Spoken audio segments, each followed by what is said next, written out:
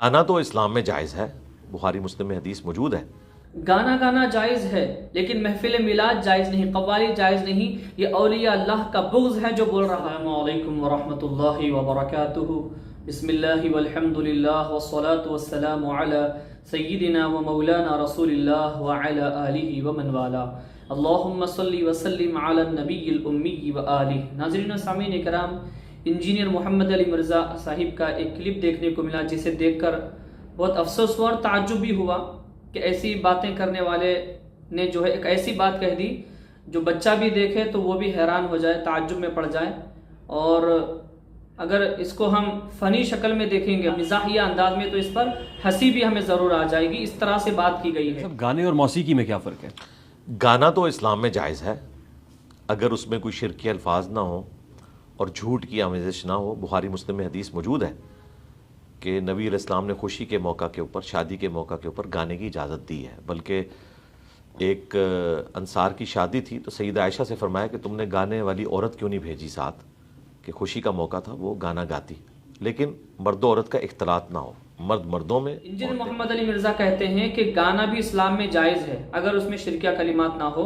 Engineer Mohammad Ali Mirza Sahib वो हैं जब अपने अकीदे के मुताबिक, अपने नज़रिए के मुताबिक बात आ जाती है तो उसको कहीं से भी तोड़ मड़ोड़ के आप जो है उसको साबित करने लगते हैं, उसको पेश करने लगते हैं, जिसका न सर होता है न पैर होता है।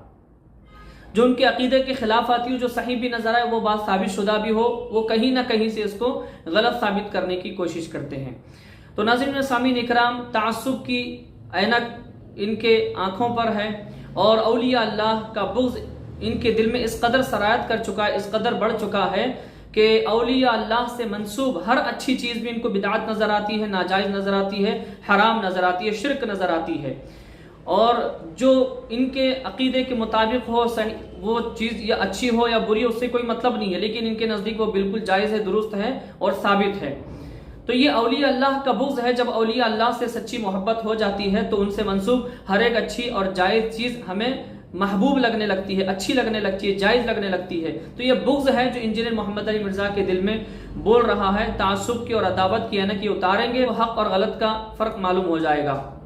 नाज़रीन सामीन इकराम, मैं बस ये सवाल करना चाहता हूँ इंजीनियर मोहम्मद अली मिर्ज़ा साहिब से कि आप कहते हैं कि गाना इस्लाम में जायज़ है। आप सबसे पहले ये बताइए, सबसे पहले दलील दीजिए कुरान करीम से। कुरान शरीफ में कहाँ लिखा है कि इस्लाम में गाना जायज़ है?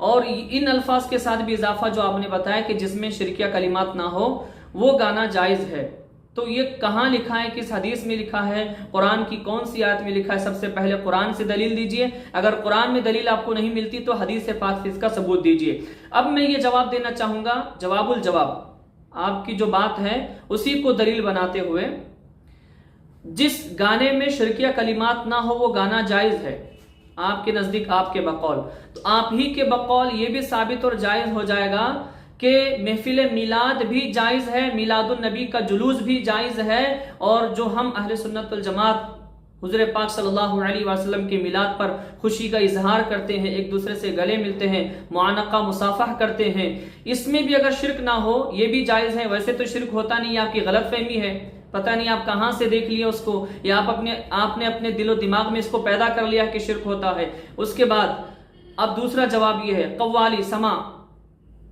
आप ये भी बता दीजिए कि जिस गाने में शिरकिया कलिमात ना हो वो गाना जायज़ है इस्लाम में, आपने कहा।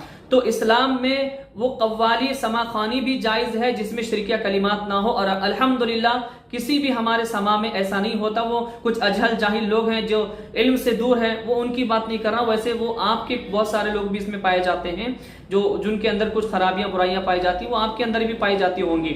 तो कव्वाली वो भी जायज़ हो गई, समाखानी वो भी जायज़ हो गई जिसमें कोई शिरकिया कलिमात ना हो आपके बकौल। जब गाना जायज़ हो सकता है इस्लाम में तो महफिल मिलाद क्यों नहीं जायज़ हो सकती? मिलादुन नबी का जुलूस क्यों नहीं जायज़ हो सकता?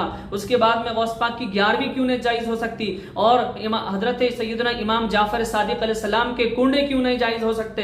अब कुंडे भी जायज़ हो जाएंगे, अब उसमें भी शिरक नहीं होता। अब ये कहिए ना कि कुंडे भी जायज़ हैं अगर उसमें शिरक ना हो, ये भी आप बोल दीजिए।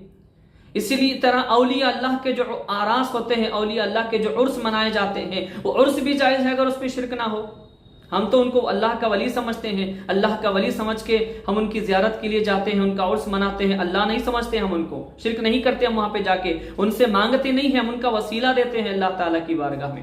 تو بہت ساری چیزیں وہ ہیں انجینئر محمد علی مرزا صاحب جو آپ کے بقول ثابت ہو جاتی ہیں، جو ہم عمل کرتے ہیں، محفل میلاد ہو، 11ویں ہو، یا خواجہ غریب نواز رضی اللہ تعالیٰ عنہ کی چھٹی ہو، یا اولیاء اللہ کے بزرگان دین کے عرس ہوں، اور حضرت مولا امام جعفر صادق علیہ السلام کے کنڈے کی نیاز ہو، یہ بہت ساری چیزیں آپ کے بقول ثابت ہو جاتی ہیں۔ ویسے تو یہ کتابوں سے ثابت ہے اور قرآن کریم اور احادیث سے بھی یہ باتیں ثابت ہوتی ہیں، ہمارے پاس اس کے اوتھینٹک دلائل موجود ہیں، لیکن آپ اس چیز کو نہیں مانتے، آپ کو تو ہر چیز بدعت نظر آتی ہے۔